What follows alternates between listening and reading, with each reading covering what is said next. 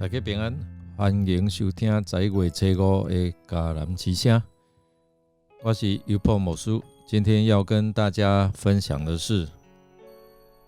奇异恩典，成为天国子民。我们要读马太福音第5章，总共有48节。先来读今天 RPG 的金句。承认自己灵性贫乏的人多么有福啊！他们是天国的子民。马太福音5章第3节。耶稣在登山宝训讲论教导门徒与群众天国子民的容貌和德性。耶稣应许的天国福气，不是上帝的子民将会得到什么，而是要成为怎样的人。这也勾勒出天国子民的生命特质，应当要反照天父恩慈的德性，能够成为像天父一样的人。马太福音第5到第7章被称为耶稣的登山宝训，或者是说山上宝训。它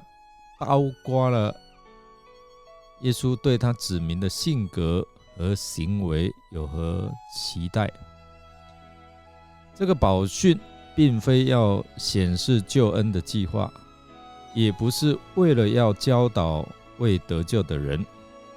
教训是针对这些门徒而写的，并且要作为上帝统治的法则来管理他的子民。所以宝训对于以前、现在和将来的人，也就是那一些认耶稣为主的人，对我们来讲都是有很深的意义。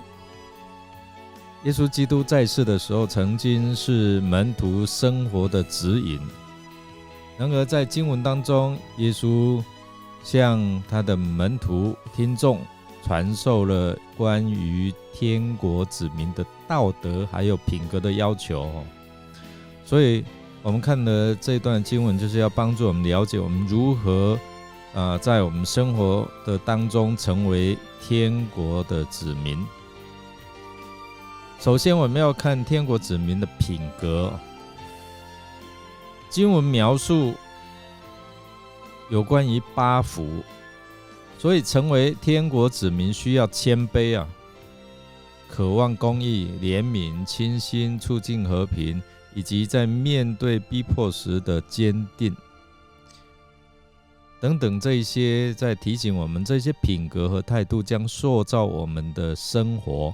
并使我们在上帝的国度中追求这一些的美德，与上帝建立亲密的关系，并且能够在世界中展现基督的品格，与人建立和谐的关系。第二方面，我们要来看天国子民的使命。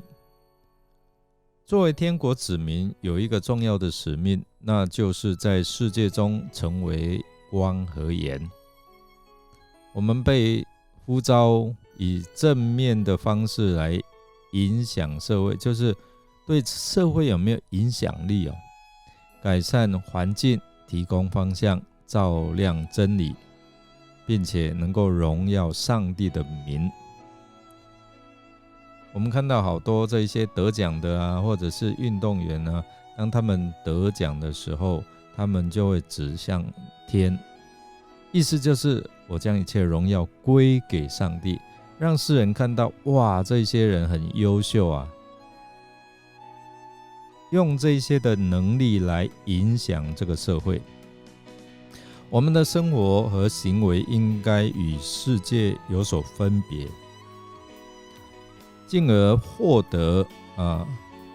基督的品格跟慈爱。所以天国子民要不失去盐的味道不要隐藏他们的光，就是要让这个世界看到生命的改变，就是吸引人能够来归向上帝所以这是上帝子民在这个世界中很重要的一个责任跟使命。过来我们要看天国子民的人际关系经文告诉我们说，不要动怒，要与人和好。一般我们看到的一些的教导就是不可杀人杀人会受审判那耶稣将此律法还原到动机的层面，就是动怒的要受审判，骂弟兄是这一些魔力或是不好的言辞也要受到地狱的火。过来就是要积极寻求与弟兄姐妹的和好。第二个方面就是不要动淫念，要与配偶和好。耶稣表明不可奸淫的诫命应该是深入到动机的层面，就是意念上的淫乱，就是意淫，也是上帝所不喜悦的奸淫。面对罪恶，宁可壮士断腕，以拯救自己免受到地狱的审判。过来就是不可起誓要说话诚实。耶稣表明不可以起誓被救抓，因为发誓并不能够实质增进自己话语的可信度，而应该说话实话实说那另外一个就是不要与恶人作对，有求就给。耶稣说明天国的伦理是不报复、肯吃亏的伦理过来就是不恨人，反爱仇敌，这个很难但是耶稣表明天国的伦理就是爱仇敌，为那逼迫你的来祷告，就是不要报复，爱仇敌，因为听凭主怒主耶稣会自己对付我们不要去用我们自己的方式仇恨去对立，因为天父也把好处给坏人，他爱每一个人。我们将这一些的刑罚或者是这一些的权柄交给上帝来做。我们总结马太福音的第5章的教导，帮助我们成为天国子民，不只是一种地位，更是一种生活的方式。我们必须保持谦卑，觉得自己灵性好像很贫穷贫乏不够，也能够积极维护和平，促进和平，爱仇敌，克制怒气，保有我们一颗纯洁的心，追求成圣。这是一条充满挑战的道路，但在这个过程当中我们会更加亲近神，因为我们做不到的时候，我们就会恳求他帮助我们。我们也尊重他，并在我们生活当中体现到天国子民的身份。所以天国子民是一个美好的目标，也是一个值得追求的身份。愿我们在日常生活当中不断的努力，能够成为天国子民，获得上帝的爱和真理，也能够为我们所处的世界带来祝福跟改变。因为耶稣在马太福音的第5章教导我们，提醒我们，这就是我们的呼召。我们来思想，你认为成为天国的子民是困难还是容易呢？为什么？思想一下，怎样让别人也能够成为天国子民。我们一起来祷告。现在天父，感谢你赐给我们有能够成为天国子民的机会，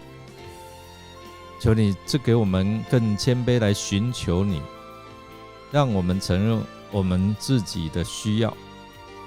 渴望你的公义，也帮助我们能够与人和睦，克制我们的怒气，使我们能够帮助人成为和睦的管道。求你教导我们如何爱我们的仇敌，甚至为那些逼迫我们的人服务。主啊，求你洁净我们的心灵，充满你的光照，也使我们能够成为这世界的光和盐，引导失落的人来寻求你，也让我们的善行能够荣耀归于你，成为你荣耀的见证人。我们这样祷告，是奉靠主耶稣基督的圣名求，阿们。感谢您的收听，如果您喜欢我们的节目，欢迎与人分享。我是尤伯鸿牧师，祝福您领受天国子民的福气。